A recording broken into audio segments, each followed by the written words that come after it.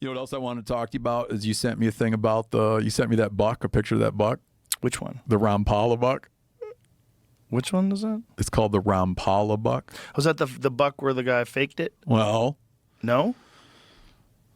Maybe. I want to do a documentary on it, dude. So let's explain that to people. Yeah, no, I think I kept wanting to talk to you about it when I came on your show because it's such a fascinating story. Yeah. I'm like, so in 98, it was 98, maybe Jamie could pull up a picture of this deer. In 1998. There it is. Yeah, that's him.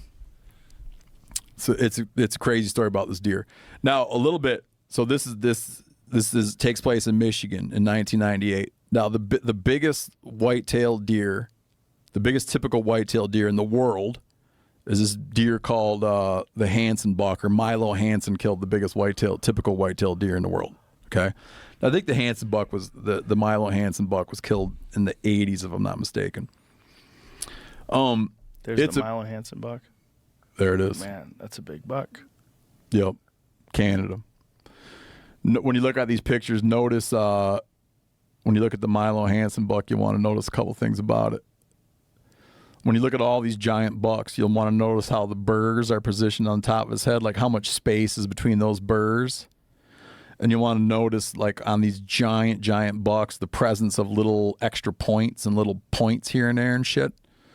So anyways, this guy Milo Hansen kills this in Canada. He kills this world record typical whitetail. We just had on our podcast the Huff buck, where a guy in Indiana just killed the biggest typical whitetail in the U.S. But he didn't beat the Hansen buck. How big is the Huff buck? I can't remember what the Huff buck was. It was 2+. Ooh, look at the size of that thing. Unbelievable. Wow. Yeah, didn't beat the Hansen buck. I'll talk about the Huff buck too, as I tell you about, like, controversy around the Huff buck that is like not there anymore, but controversy that emerged. So there's this guy, Mitch Rompola, is this Michigan bow hunter, and weirdly, like, my old man knew Mitch Rompola because my dad used to measure bucks, and he would measure bucks to this place called Commemorative Bucks of Michigan, and Mitch Rompola was involved in Commemorative Bucks of Michigan. But one day, I think it was mid-November, Mitch Rompola in Traverse City, Michigan, kills a buck that's going to beat, that clearly smokes the Hansen buck in size. Anytime something like that happens, there's like a lot of questions about, is it legit? Is it real? So one thing that becomes readily apparent is just the buck looks weird. Okay, like his antler configuration is weird. He calls some When you people, say weird, what do you mean by that? just a weird configuration. How absolutely perfect it is. How the burrs sit on its head. Notice how the burrs seem to be coming out the side of its head. Yeah. How it's tipped out. Okay? Yeah. So he gets this buck, and it's going to beat the Hansen buck. But there's a thing that he won't do. He won't let it be X-rayed. And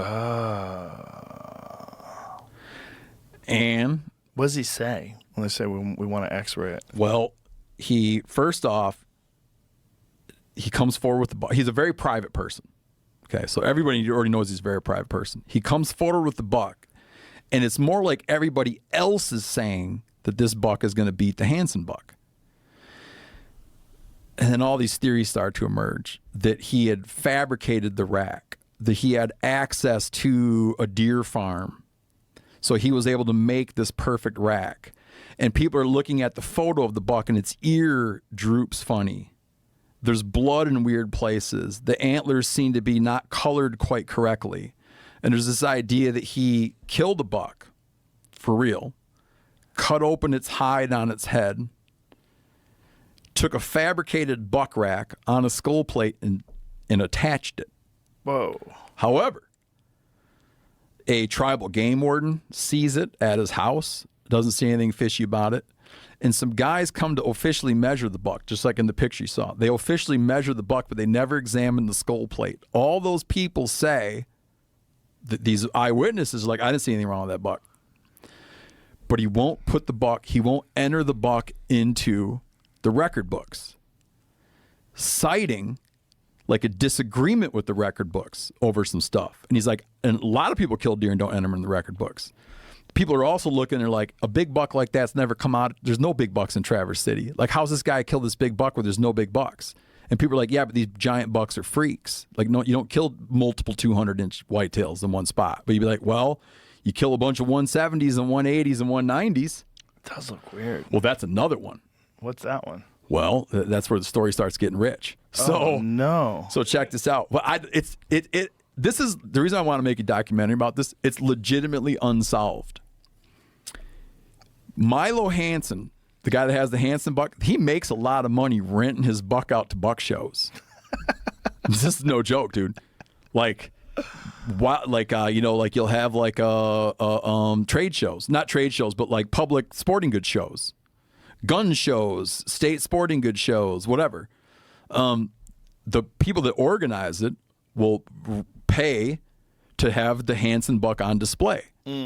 But suddenly, the Hansen buck isn't a hot ticket commodity anymore because everyone knows that the Rompola buck beat the Hansen buck. So now he's seeing his rentals go down because, like, you're not the biggest buck. We can't get the biggest buck because he doesn't want to show anybody, but you're not the biggest buck. They go to Rompola, and they have a non-monetary settlement. And Mitch Rompola, under threat of lawsuit, Mitch Rompola agrees in a non-monetary settlement that he will stop saying his buck is bigger than the Hansen buck. Why would you do that? Then people are like, just get the buck x-rayed. Just get it x-rayed. Two individuals in Michigan come forward and say, I'll give you $10,000 to let me x-ray that buck. He wouldn't take the money. Then he says, and a lot of his friends think that this is like his legitimate response and this makes total sense. Then he says, fuck it. I'm not showing anyone the fucking buck. I'm done talking about it. Not why I hunt. I don't want to talk about it. Some years go by and it's put to rest sort of by someone saying it burned up in a house fire anyway. A lot of his friends are like, dude, that's totally a Mitch move. That's what Mitch would do. People also like try to make a big deal out of a criminal record he had to demonstrate dishonesty. But here's the other thing is he then establishes a website and in the following years, weirdly, posts like the picture you just pulled up, posts a bunch more bucks that have the same look. What? That super wide, crazy look. And the website's now gone. But he then, over the course of years, keeps shooting these crazy looking bucks, which no one else in Traverse City is killing. And then, but he says, but that's not why I hunt. And people are like, if that's not why you hunt, why do you still have the website with all these crazy bucks that look like homemade bucks? Oh, wow. So he eventually he like vanishes from the public eye. And you got to understand, there's generational wealth attached to killing the world's biggest whitetail. Really? Oh yeah. Like it could be leveraged. Like that Hansen buck.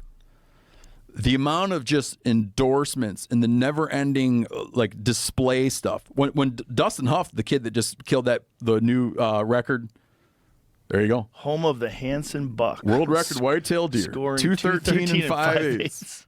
Wow. Oh, 93. So he killed it in 93. Wow. And the Rompola buck was 98. So big bucks were in the air. Dustin Huff, when he killed his buck, what's funny about him, so we had him on the podcast. He kills a big buck in Indiana. He has no idea the buck's there. He's just out hunting. And there it is. Other guys in the area knew, but no one was talking to anybody. No one would tell anybody this big buck was there. And he kills this big buck. He right away, kind of knowing how shit goes when you kill a big buck, it's so funny. He right away calls the DNR in Indiana.